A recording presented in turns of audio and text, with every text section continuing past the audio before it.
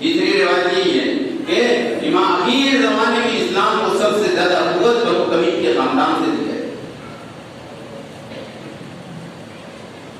تو پوری دنیا میں جو ہلچل ہے یہ اس خاندان کی بڑی قربانیوں کے اثرات ہیں. بڑی قربانیوں کے مولانا الیاس صاحب رحمۃ اللہ علیہ کے ابا مولانا شاہ اسماعیل صاحب رحمۃ اللہ علیہ سب سے پہلے ان کے اوپر یہ غلبہ ہوا تھا امت کی بے علمی ختم کرنے کے لیے اپنی جائیدادیں بیچ. اس سے پہلے رونا دھونا شروع تھا, ملاقاتیں شروع تھی, چھوٹے موٹے علاقوں کے اندر کام کی تھوڑی سی شکلیں شروع تھی. اچانک ہی تبدیلی اتری ہے, اس کے پیچھے 100 سال ابو بکر کی اولاد ہوئی, پھر الیاس پر کام کھلا ہے.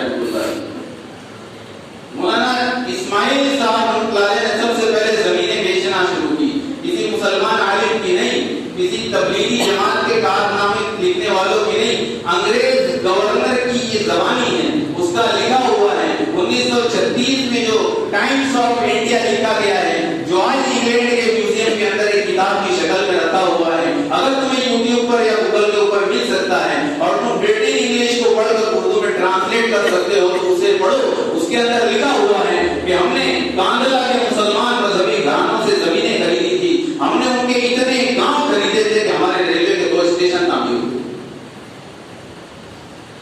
پھر ذوالفقار نقشبندی صاحب دامت برکاتہ کہہ رہے ہیں کہ مولانا الیاس صاحب رحمۃ اللہ علیہ کے آبا و اجداد نے مسلمانوں میں دینی جدوجہد پیدا کرنے کے لیے 27 گاؤں بیچے. انگریز کہہ رہے ہیں ہمارے 2 ریلوے اسٹیشن تعمیر ہوئے. قربانی لگی ہے. جب پوری دنیا کے اندر یہ چیلنج ہے کہ کسی بھی ملک پر ہاتھ رکھو ہمارا آدمی ملے گا, ہماری نہیں لگی ہے تو سگا بھائی ہم سے بات نہیں کرتا ہے, اور ہمارا جو لگ رہا ہے وہ اتنا لگ رہا ہے کہ وہ رونے کے قابل نہیں ہے, اس لیے اپنی ذات پر بھی رونا نہیں آ رہا. تو وہ شاہ اسماعیل صاحب رحمۃ اللہ علیہ سے لے کر یہ 6ٹھی نسل بیٹھی ہوئی ہے اس وقت نظام الدین کے اندر. انہوں نے لٹایا تھا اور انہوں نے کھوایا تھا اور جائیدادیں بیچ کر اللہ کے یہاں پر اپنا وہ مقام بنایا تھا. وہ دین اور آج کا دن ان کی نسل کو دکان کھول کر بیٹھنے کی ضرورت نہیں ہے, اللہ ہی نہیں پال رہے. اور وہ کیسے پال رہے ہیں تو اپنے بستی علاقوں کے اندر ایسے سیاستدان ہوں گے, چاہے مسلمان ہوں یا غیر مسلم, ان کی محل کے نیچے بیٹھ کر بہت سارے ایسے ہوں گے جن کی نسلیں سبر چکی ہیں. اگر اوپر کی مثال سمجھ میں نہیں آ رہی ہے تو ہمارے گلی محلوں میں, ہمارے خرگون میں, ہمارے اس بستی کے اندر یا کوئی اور علاقے میں یا کہیں آس پاس کے قریب میں ایسا کوئی پولیٹیکل گھرانہ ہوگا جس کی چوکھٹ پر بیٹھ کر لوگ مسئلے گزار رہے ہیں, کچھ کام نہیں کرتے, صرف بیٹھے رہتے ہیں. ان کا گھر بار بھی چلتا ہے, ان کے پاس گاڑیاں بھی ہیں, ان کے کپڑے لتے بھی ہیں, ان کے بچے بھی اچھی پڑھائیاں کر رہے ہیں اور آج پڑھ لکھ کر کوئی نہ کوئی کسی نہ کسی جاب پر ہے. ایک ہمارے جیسا پیشاب پاخانہ کرنے والا, اس کے کام کرنے والے کے ساتھ اگر وہ اچھا سلوک کر سکتا ہے تو احکم الحاکمین ہے. اللہ کہہ رہے ہیں میں اس بندے سے محبت کرتا ہوں جو میری رعیت کے ساتھ اچھا سلوک کرتا ہے. ولایت کی سب سے بڑی پہچان یہ ہے کہ سبھی ہوگا اور اللہ کی مخلوق پر خرچ کرے گا, اور جو ولی نہیں ہے اس کی پہچان ہی ہے وہ وکیل ہوگا. ولی کی سب سے بڑی پہچان کیا ہے؟ وکیل. اور سارا دین اور ساری بھاگ دوڑ اپنی اپنی ذات کے لیے, سارا کچھ میرے اپنے لیے, میں کروں گا تو میرے لیے ہے. میں ہاں جیسے اللہ بے نیاز ہو چکے ہیں نا, ایسے رسول اللہ بھی اب جو کام تھا وہ کام دیا جا چکا, کام پورا ہو گیا ہے. اگر کر لیں تو رسول اللہ کا کام پھیلے گا نہیں, وہ زبان سے نکلا ہوا لفظ ہے, اللہ اسے قیامت تک کے لیے باقی رکھے گا اور ہر کچے پکے مکان کے اندر وہ دین پہنچ کر رہے گا. صرف انسان نہیں, جانوروں میں گواہیاں دی ہیں کہ آپ اللہ کے رسول. اشد بن قیس اور ابو سفیان وادی ہدا کے قریب کھڑے ہوئے تھے. یہ وہ وادی ہے جہاں سے حرم کی حدود شروع ہوتی ہے, اور حدود حرم کا بہت سارے فضائل میں فضیلت یہ ہے, حدود حرم میں خون کرنا حرام.